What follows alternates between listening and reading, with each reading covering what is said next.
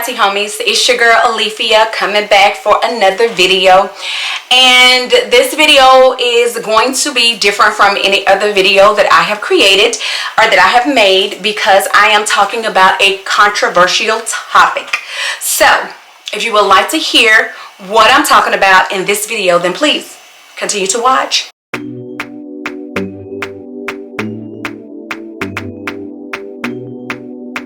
So first off, if it's your first time here and you're just so happy to come by this channel because of this video, please go ahead and subscribe. You don't want to miss out on anything I have on my channel. If there's another topic or conversation you would like to have as well, please put that conversation down in the description box, down in the comment section, and we'll touch bases on that as soon as I get the chance. If you are new, did I say if you're new? Yeah. And if you're an oldie but goodie, thank you so much for coming back to check out another video here on my channel. Okay, so like I said, this is a bit of a controversial topic. Cisgender, transgender, women, men, all that kind of stuff that's under the rainbow. Let me just give this disclaimer before I start this conversation. These are my opinions. These are my opinions. Last time. These are my opinions. We're all entitled to have our opinion on any subject and anything. Case in point, some people have their opinion on what I should now call myself. So let's get a little context. I have my notes here on my iPad so that I won't forget anything that I want to say. One of the things that I do want to talk about is go over a couple of things that are related to women and women's rights. Now, I meant to look up cis. As a matter of fact, cis. Let's see. When did the term cis come up? Because I just started hearing the word cis recently. So when did it originate? Let's see. All right. So I am not sure when it originated. I don't see it, but I'm going to tell you the definition that I'm getting here. Cisgender is a term used to describe a person whose gender identity corresponds to their sex assigned at birth. The word cisgender is the antonym of transgender. So we know that an antonym is something that means the opposite. So cisgender is the opposite of transgender. Now, all my life, and I am a woman over 40, and you guys, most of you know my age, or you should know my age, but all my life I have been called a woman. A woman. I've never been called a cis woman. I've been called a woman.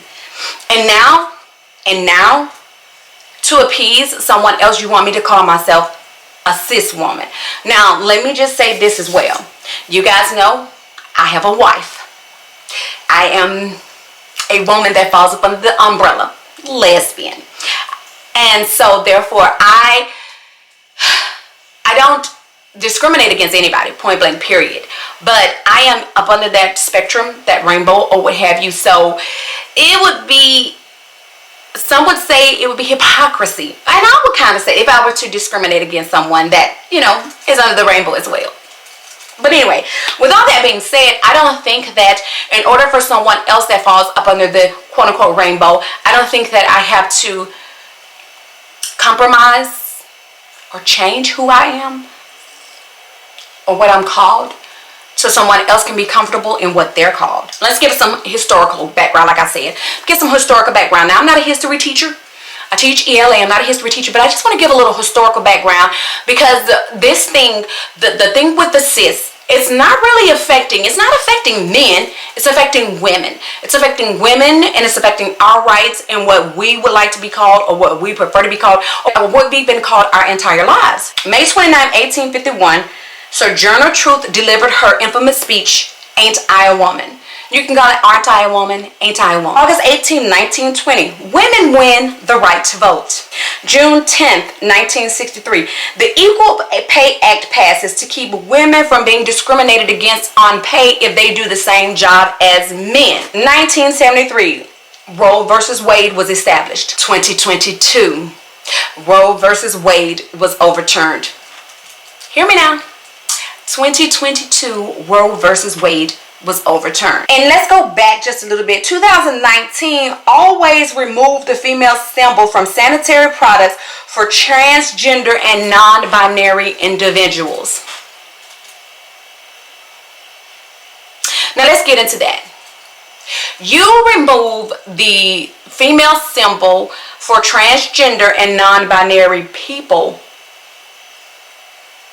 but women are the only ones that get a cycle. So even if someone calls themselves a trans man, they're biologically a woman, which means unless they take hormones or whatever to stop their cycle, they're still getting a period, a cycle, which is something that women get. So, point being, this woman symbol was on the pad. You took away that symbol to appease the transgender population or the non-binary population. So you took something away from women to appease another group. Then we turn around and we have this thing about being called a birthing person. A birthing person. Women have always been the ones to get pregnant. And even if you are transgender, you are a transgender man. Even if you are a trans man, you were born biologically a woman. So you are using your woman parts to have a baby, yet you want to be called a birthing person, or you want women to now be called birthing people. Number two, a woman has always gotten pregnant, and when you see a woman, you say, oh, look at her, she's so cute, look at the belly, look at the woman, oh, how many months are you now? Oh, look at the birthing person over there. Look at how many months is that birthing person? So number two, a woman has to now be called a birthing person to appease someone else. So now I have to negate what I'm called once again. Let's think about it. Let's look at this thing right here. This one gets me. The transphobia. If you don't agree with something that transgender people say, do, or whatever, you're transphobic. If you don't want to hug or kiss a person that is transgender, you're transphobic. If you don't agree with something that someone that's transgender says, you're transphobic. Now that one goes across the board for women and men. But I just had to point that out. Then we turn around and we go to, what is it? The chest feeding. The chest feeding. Please help me make sense of this one. Women and men have a chest. Women and men have a breast. But now I gotta be called a chest feeder? Okay, hear me this one time. Stimulation doesn't come to the chest. Stimulation comes to the breast. Male or female. Milk for your baby doesn't come from the chest. Milk comes from the breast. Whether you're a woman or a trans man that hasn't transitioned all the way and you choose to get pregnant, point being, it's still breastfeeding, because milk doesn't come from a chest. Milk comes from a breast. There are breast tissue that is in there. Milk fills in those glands inside your breast, not your chest. But it has to be called a chest feeder. So once again, if I were to have a baby and I wanted to breastfeed my baby, I can't say I'm breastfeeding my baby. I have to say I'm chest feeding my baby. That one right there still baffles me. Men and women have... So breasts are negated because you're trans?